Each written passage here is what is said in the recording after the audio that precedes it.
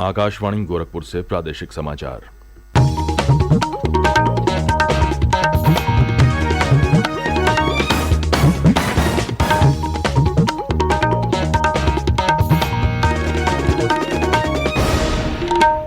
नमस्कार, समाचार बुलेटिन के साथ मैं विकास राय।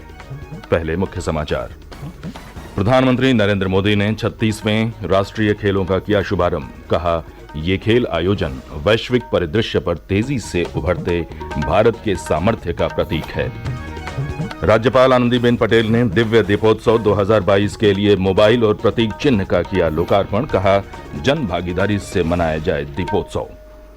सेवा पखवाड़ा के तहत कोविड बूस्टर डोज महाअभियान में लोगों को लगाए गए टीके। और अखिलेश यादव को फिर से चुना गया समाजवादी पार्टी का राष्ट्रीय अध्यक्ष। और अब समाचार विस्तार से। प्रधानमंत्री नरेंद्र मोदी ने कल अहमदाबाद में 36वें राष्ट्रीय खेलों का शुभारंभ किया। इस अवसर पर अपने संबोधन में प्रधानमंत्री ने कहा कि ये आयोजन वैश्विक परिदृश्य पर तेजी से उभरते भारत के सामर्थ्य का प्रतीक है। ये वैश्विक परिदृश्य में तेजी से उभरते भारत के सामर्थ्य का भी प्रतीक है। साथियों, आज आप यहाँ जिस स्टेडियम में, जिस स्पोर्ट्स कॉम्प्लेक्स में मौजूद है, इसकी विशालता और आधुनिकता भी एक अलग प्रेरणा का कारण है।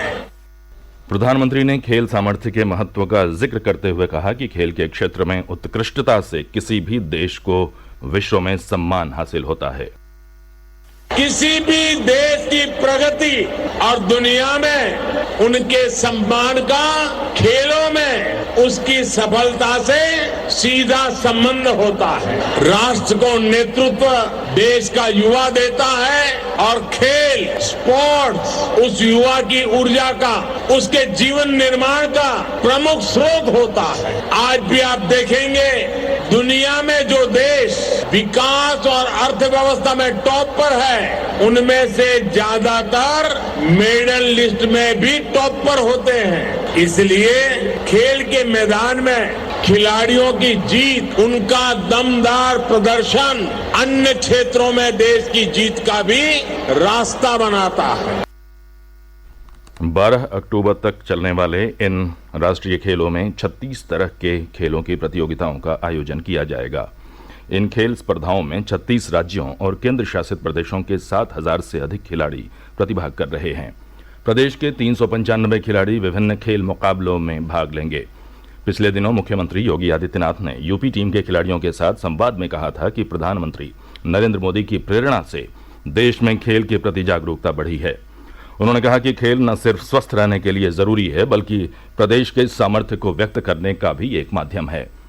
राज्यपाल आनंदीबेन पटेल ने कल लखनऊ में डॉक्टर राम मनोहर लोहिया अवध विश्वविद्यालय के छात्रों द्वारा दिव्य दीपोत्सव 2022 के लिए विकसित मोबाइल ऐप और प्रतीक चिन्ह का लोकार्पण किया।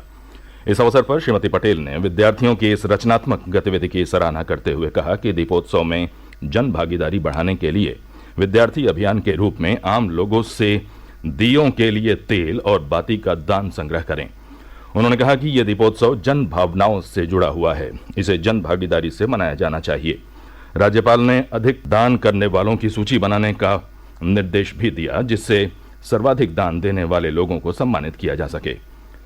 उच्चतम न्यायालय ने फैसला दिया है कि सभी महिलाओं को सुरक्षित और वैध रूप से गर्भपात का अधिकार है और इस मामले में विवाहित और अविवाहित महिलाओं के बीच भेद करना असंवैधानिक है। शीर्ष अदालत ने कहा कि गैर शादीशुदा महिलाओं को भी सहमति से बनाए गए संबंधों से उत्पन्न 20 से 24 सप्ताह के भ्रूण का गर्भपात कराने का अधिकार है।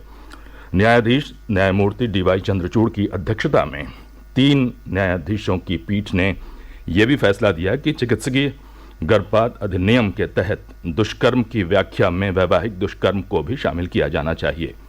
उच्चतम न्यायालय ने कहा कि अविवाहित महिला को 24 सप्ताह के भीतर अनचाहे गर्भ को समाप्त करने का अधिकार है।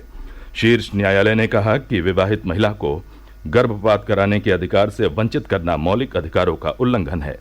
पीठ ने 23 अगस्त को इस मामले में अपना फैसला सुरक्षित रख लिया था।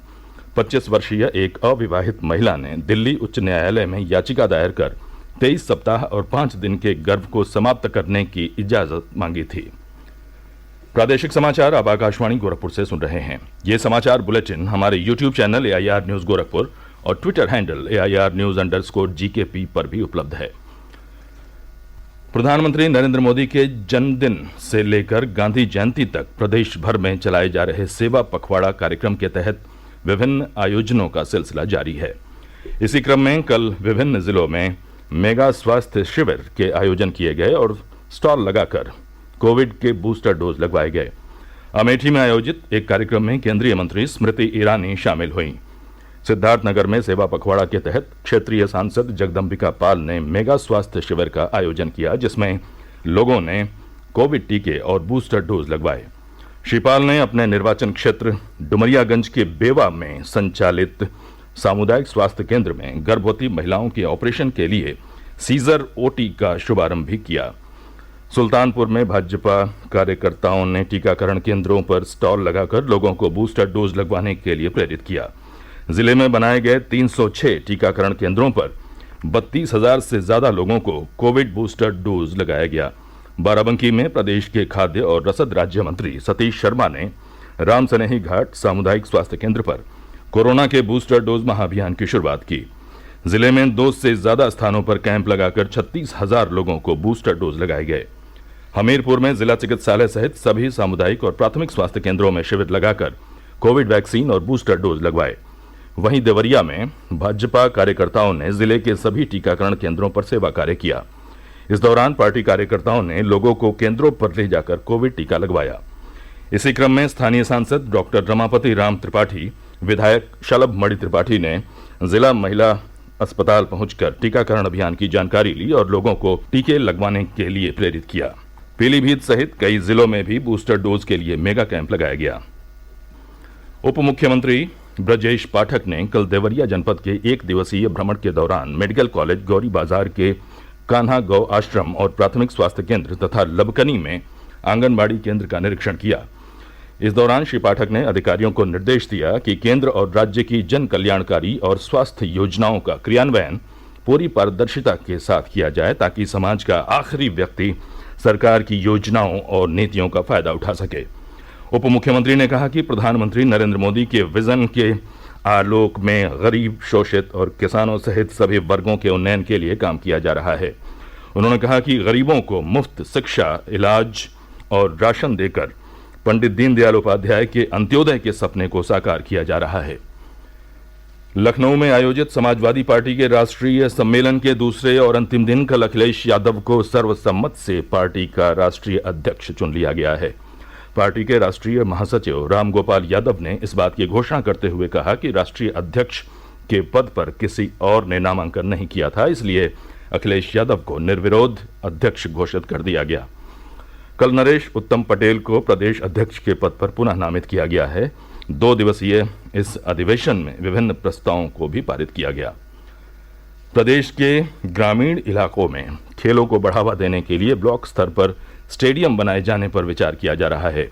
ये जानकारी खेल और युवा कल्याण राज्य मंत्री स्वतंत्र प्रभार गिरीश चंद्र यादव ने लखनऊ में क्रीड़ा भारती की प्रादेशिक बैठक में पदाधिकारियों को संबोधित करते हुए दी।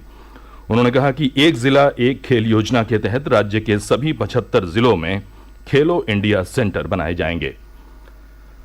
और अंत में मुख्य समाचार एक बार फिर। प्रधानमंत्री नरेंद्र मोदी ने 36वें राष्ट्रीय खेलों का किया शुभारंभ। कहा, ये खेल आयोजन वैश्विक परिदृश्य पर तेजी से उभरते भारत के सामर्थ्य का प्रतीक है। राज्यपाल आनंदीबेन पटेल ने दिव्य दीपोत्सव 2022 के लिए मोबाइल और प्रतीक चिन्ह का किया लोकार्पण। कहा, जन भागीदारी से मनाया जाए दीपोत्सव। सेवा पखवाड़ा के तहत कोविड बूस्टर डोज महाअभियान में लोगों को लगाए गए टीके। और अखिलेश यादव को फिर से चुना गया समाजवादी पार्टी का राष्ट्रीय अध्यक्ष। इसी के साथ ये समाचार बुलेटिन समाप्त हुआ। नमस्कार।